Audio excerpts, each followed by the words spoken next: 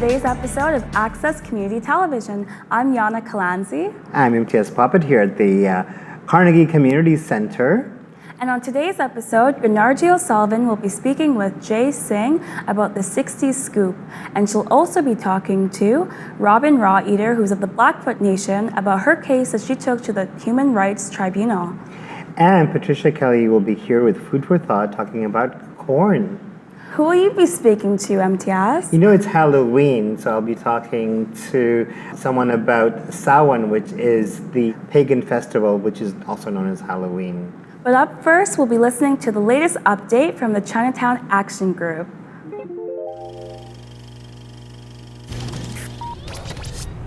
Hi everyone, my name is Janie Leung. I'm an organizer with the Chinatown Action Group. Nagyu Daisam. Hi, I'm Byron Peters. I also work with the Chinatown Action Group.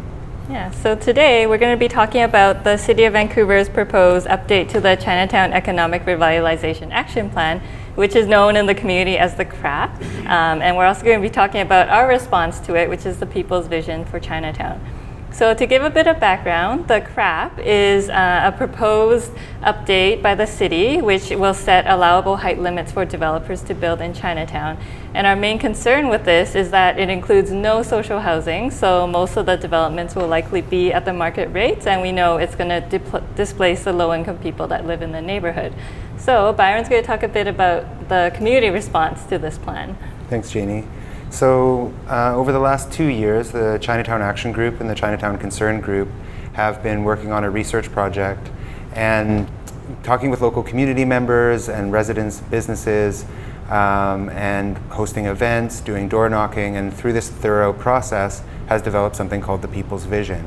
And what the People's Vision is it's a strategy for the social and economic development of Chinatown that takes heavily into account Chinatown being the center of a primarily working class Chinese community. And so this People's Vision is available online, but just to summarize it a little bit here for you, it breaks down a lot of the issues that people are facing every day in Chinatown, and then also culminates in some solutions. And so just to give you a sense of some of the solutions, one major one is the desire for social housing and affordable housing in Chinatown. Another is affordable and intergenerational spaces where people of different generations can socialize together rather than being isolated within their age groups. And another solution would be collective and democratic decision making. So this, at a very basic level, would be interpretation and translation services at all major decision-making events, but also what we've been hearing a lot in the community is to set up a decision-making council that, through a democratic process, local residents actually can have power within their own community. And lastly, a solution that is very, very necessary is affordable retail, and specifically culturally appropriate retail, and that means to recover some of the losses in terms of greengrocers and culturally appropriate food in the neighborhood. So actually, we launched this document recently, and Janie's going to talk a little bit about that launch event. Yeah, so on July 16th, we did a big community launch at the Strathcona Library. It was packed. There was over 100 people there, and it was intergenerational. You know, there were Chinese seniors, there were young people, and it was in Cantonese, Mandarin, and English, and we had the seniors come up and tell their stories, and I truly felt like a community vision that is worth fighting for, you know, and I think everyone left feeling very energized and excited about the next steps. And as part of that launch of the People's Vision, we also launched our petition campaign coming up. Yeah, and so the petition is a request to all levels of government, which is to deal with the problem of housing in Chinatown. And so basically what it is saying is that 50% of housing in Chinatown should be welfare pension rate social housing. And clearly there's enough market housing in Chinatown, like say for example in 2016, 398 new units of market housing were brought in and only 11 units of welfare pension rate housing. So with this overabundance of market housing, what we're calling for is a complete stoppage of any new market housing until at least the number of welfare pension rate social housing matches that of market housing, and then once that's reached, to sustain that 50% balance for the neighborhood. So we're calling for support across Vancouver, so you can check out our People's Vision for Chinatown at chinatownaction.org, and please sign our petition there and share it. So thank you for watching Access Television. I'm Janie Len. Thank you. Hello, I'm Gunnarji O'Sullivan, and this is Access Television. Welcome to the program. As you know, we've been exploring the 60 Scoop litigation, and today I have J Singh in the studio with us, and he has a background in international law with human rights and the tribunal, and is currently here in British Columbia. Has also had a history working with the residential school agreement and the independent assessment process. He's here to give us the scoop on the 60 Scoop. Thank you for joining us. Thanks, Gunnarji, for having me here. So I'm here to talk about the 60 Scoop class action that's going on in BC, all across Canada right now. And it's a very far-reaching class action. We all know about the residential school class action, and although I came to Canada 5 years ago, I've been involved in human rights, in India for around 8 years. And during that time, I traveled in Africa, Europe, America, making presentations on human rights, which was kind of coinciding with all the development that was taking place in India. So I do have some understanding on public interest litigation, which is what we call it in India. Anyhow, so I got involved here on the class action in the residential school. I did some IAP hearings, which has been my introduction to the indigenous community out here. Yes. And as you're aware, the 60 Scoop class action kind of gained prominence because of the Ontario decision, which is the only decision where they've found some liability on behalf of the federal government. But as far as the rest of the Canada is concerned, this litigation is still going on. What I've been trying to do is create some sort of awareness amongst the people regarding this class action, so that I get them involved in this litigation, because a lot of the complaints that I got through the residential school process was that people weren't happy with how the settlement was reached. People weren't happy that payment or compensation, which has become a sort of a system in Canada, that anything happens, you just pay them, give them a paycheck, and that is supposed to be the solution to all the problems. And as we can see, that's not been the solution. Well, during these informational sessions that you've had, you've spoken to several people who were adopted and fostered out. And from what I understand, a lot of people are concerned, about policy changes and procedure, which I find really interesting. They're not so much interested in the almighty dollar like they were with the residential school agreement. Do you find the same things? Well, when the residential school agreement settlement came, you must understand that class action was still in its infancy. It hadn't become so prominent. America and London in UK, the class action process was more prominent. Canada is still up and coming, and you have lawyers who are involved in it.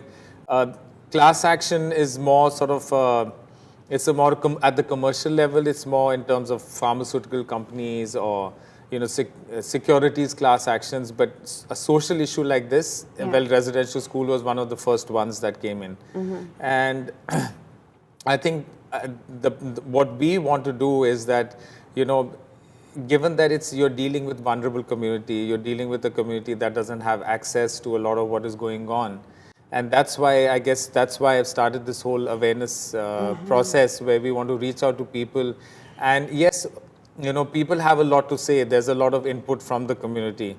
Unfortunately, they are not the ones who are driving this class action. And the class action is driven by people who, without going into any specifics, they don't really have a lot of involvement with the community. Unfortunately, there's so many different factors, as you would know, towards a class action. It's very tough, to somehow influence the courts in terms of getting a good decision. My point is, I think it's doable. It can be done. It should be done. Someone should try to do it. There are class actions. There are complaints that have been filed in the Canadian Human Rights Tribunal on the disparity on funding to the reserves, on indigenous people residing on the reserves versus the general population in the cities. So you have complaints like that going on. Okay, so who is eligible for the 60 Scoop class action? Well, it's something that still needs to be certified, meaning that the class action still has to. Ontario is the only place where it's certified. I can tell you that using Ontario as an example, it's any Aboriginal child who was taken away by Child Welfare Services starting 1950s onwards till roughly around 1990s. The reason why it's 1990 is because that's when amendments were made to the child welfare laws, which became a little more sort of accepting towards the First Nations community. There was more involvement of the First Nations community. Yeah, they were consulted before the children were taken away by 1995. Right. And 1950s, the relevance of 1950s is that there was an amendment to the Indian Act which allowed welfare services to go on to reserves and take children out. But it's way more complicated than that. Which is why it's important to meet with people and talk to them. Yeah, it's important to get the word out. And right now that is really crucial, and I'm so glad that you've taken the initiative to reach out to the community. You've already gone to the Friendship Center, Culture Saves Lives. You've been to the Carnegie Center today. You intend to go, you've been to Saskatchewan, you'll be going to Victoria, to various places. Right. And that is really crucial, that we just know that this is even happening. So we have 2 minutes. If people are interested in finding out more about the 60 Scoop litigation process here in British Columbia, you can get a hold of J Singh at Bronstein and Company. And what's the number that we can contact you at? Well, you can call us at 604-739-7920 or our toll-free number, which is 1-800-739-7920. Okay, you heard it here on Access Television. Thank you for joining us, Jay. Thank you so much for having me. You're welcome. And here I am back with Robin Wright from Alberta. She is a Blackfoot woman and has been engaged with the Child and Family Services almost since the time of the conception of each of her children. Most recently, as we've been exploring the 60 Scoop litigation, there have been a group of women in the downtown east side who have decided to take a stand for their children.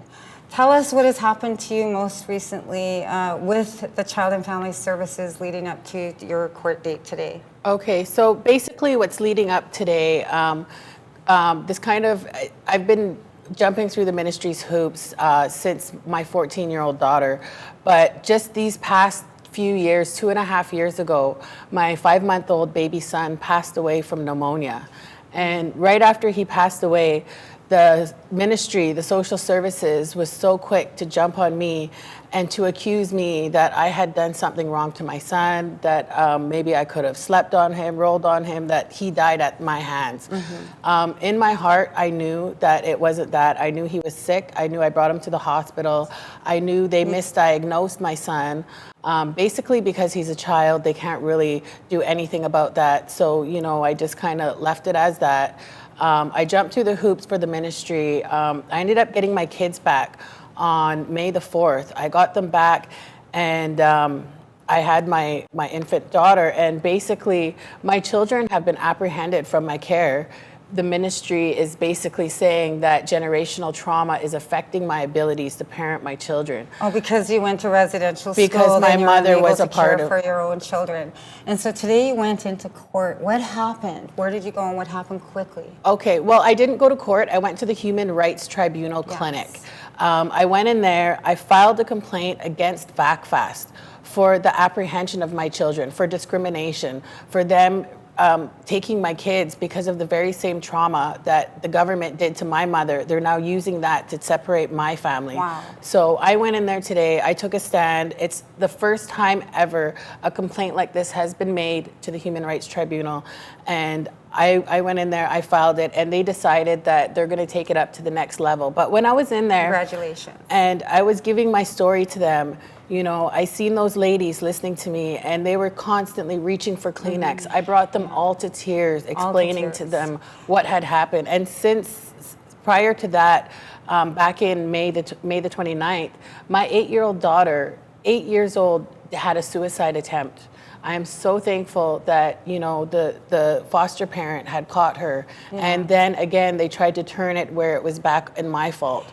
And they restricted your visits. So here is a lady who's taken a stand and taken it to the Human Rights Tribunal office, and she's here to encourage you to do the same thing. If you feel like you were being mistreated within the system, now is the time to take a stand.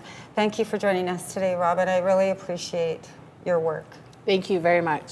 Thank you for having me.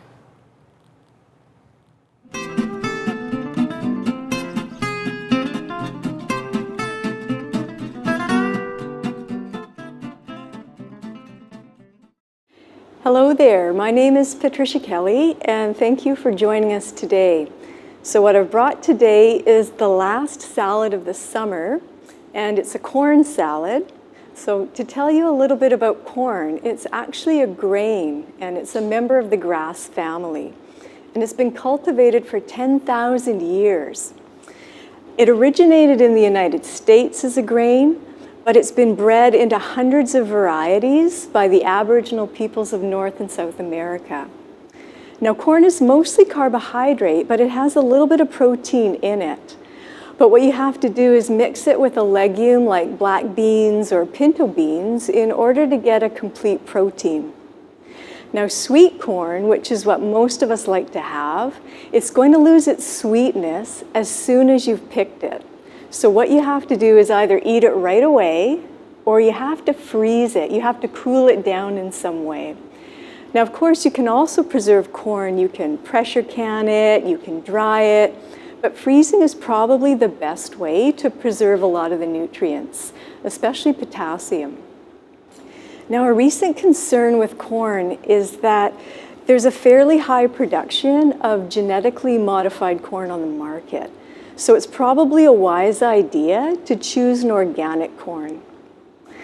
And what do you put corn with? Well, I think a lot of us like corn with our steak. There's nothing better in the summer than a nice grilled steak on the barbecue. But you could also put it into a corn salad. It pairs really nicely with tomatoes. Corn is kind of sweet and crunchy. Tomatoes, though, they're kind of tangy and tart. And what you could also put in there would be a few bitter herbs or pungent herbs. You could put in some tarragon, you could put in some basil, some chives, you could put in some parsley from the garden. Now, corn, being a grain, is a really good source of fiber. And as well as with the other grains, it's also a good source of the B vitamins. In particular, corn is a good source of folate, which is B9, and vitamin E as well. Corn is also a really good source of potassium, and we need potassium in order to maintain our blood pressure and to regulate our heartbeat. Corn, however, being a grain, is not actually a good source of vitamin A or C, but that's actually not a problem because at the end of summer, there are so many fruits and vegetables that are ready to harvest that are actually a really good source of vitamin A or C. So you just put them together with your corn. And one of the easiest to pair it with would be sweet peppers or even a parsley. And so once you've finished your steak and your corn salad, you can just finish off with some juicy sweet peaches and a little bit of yogurt and some lemon zest. And thank you very much for joining us today, and we'll see you next month.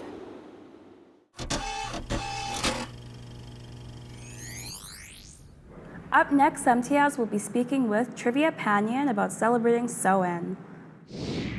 Hi, this is MTS Poppet, and welcome to Access TV. And it's fall, and it's time for festivals like Thanksgiving and Diwali and Halloween. But a lot of people don't know that Halloween's really the pagan New Year, and I have Trivia Ponyo here to talk us about what it is, Samhain. So tell us, what is Halloween come Samhain?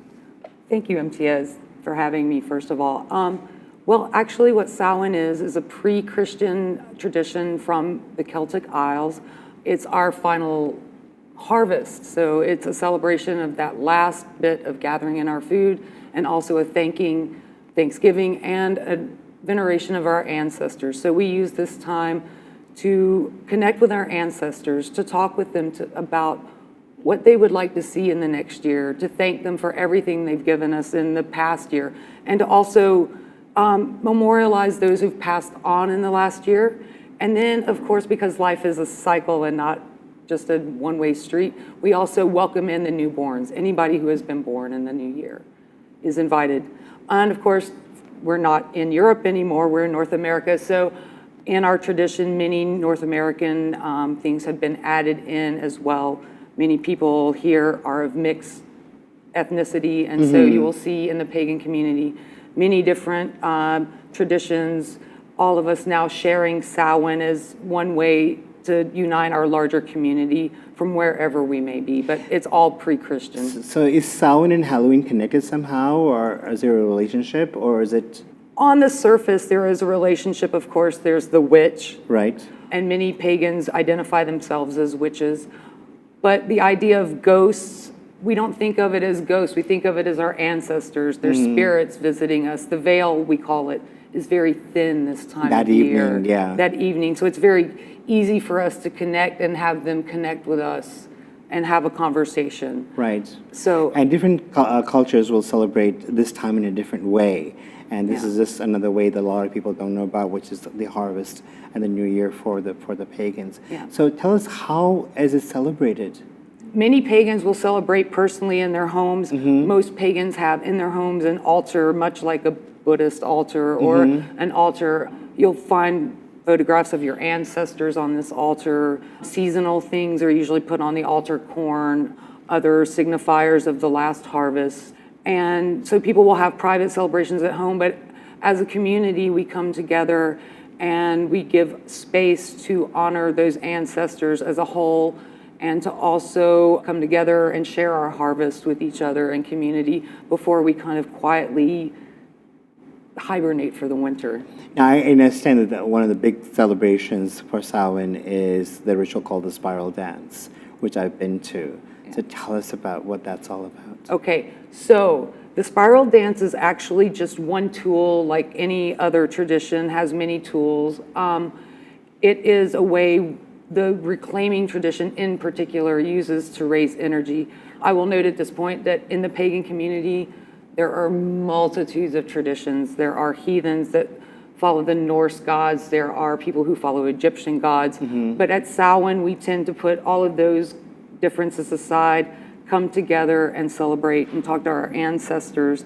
And the spiral dance is a way for us to take the messages we get from our ancestors and our intention and build energy around that we then are able to take home with ourselves for the next year, and also to feed back to the universe. So it's just a tool. It's a follow the leader dance. And the idea is that You go in a spiral. you go in a spiral, you follow the leader, and as you pass each person, look them in the eye, because that's where the energy begins to build. And we try to keep it as quiet as possible, except for the drums and the chanting while we're dancing. And it's a way of saying goodbye to those who passed on and welcome the newborn. It is. It's a way to mark that time of change, because as you dance the spiral, you go in and out of concentric circles with everyone in your community, and you will pass each and every person in this dance at least 2 times, maybe 3 times. And we get upwards of 300 people at these dances, so they can become very powerful ways to connect to the community, to your ancestors. And although it's a pagan ritual, it's open to everyone, right? Anybody Everyone who can connect is welcome. spiritually to that time is Absolutely, welcome. everyone is welcome. As you know, you've been there yourself. We do recognize at Vancouver Reclaiming that we are on unceded Salish territory, so we always have a representative of the local First Nations community come in and offer a welcome before we even begin. Right. Because we would like permission to do what we are doing, and it's their ancestors that are also a major part of this. So when and where is the spiral dance going to be this year? Okay, this year it's the 25th annual Spiral Dance. It's Wow. open to the public. It will be at the Maritime Labor Center on October 29th, which is a Sunday. I believe it will start at 7 o'clock, but you can always check our website, vancouverreclaiming.org, or our Facebook page, Vancouver Reclaiming, and we'll put the information up as soon as we have full information. And is there tickets to get in? There are tickets. It is a sliding scale, but if you do have financial difficulties, no one has ever been turned away because of a financial difficulty. So please, we always have tickets at the door. We invite people to come and buy donation if they need to. We also accept donations for the community food bank at this time. And we also have a sponsored group that part of the door proceeds go to usually a community group that in some way gives back to the community, a downtown east side organization, an arts group, or something else, because Reclaiming is very committed to making spiritual and political very much the same, which is what separates it from a lot of the other pagan communities in the local area. Our spirituality and our political life are not as separate. Right. Yeah. Trivia, thank you so much for being here and telling us about this really important time, an important festival, and Happy New Year to you. Yeah, thank you very much. Hope to see you at the dance.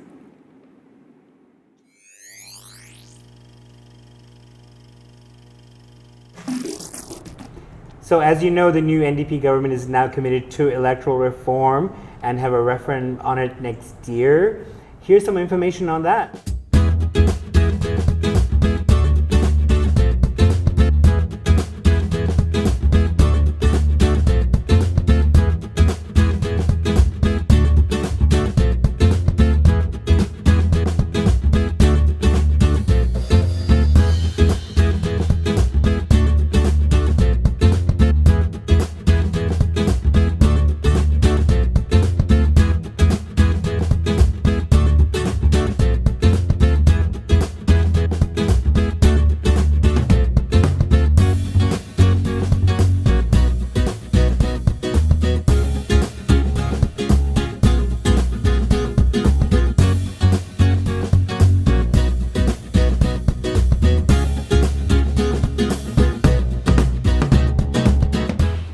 And that's it for this show, Yana. Oh, it went by so fast, MTS. Yeah, so here from the Carnegie Community Center.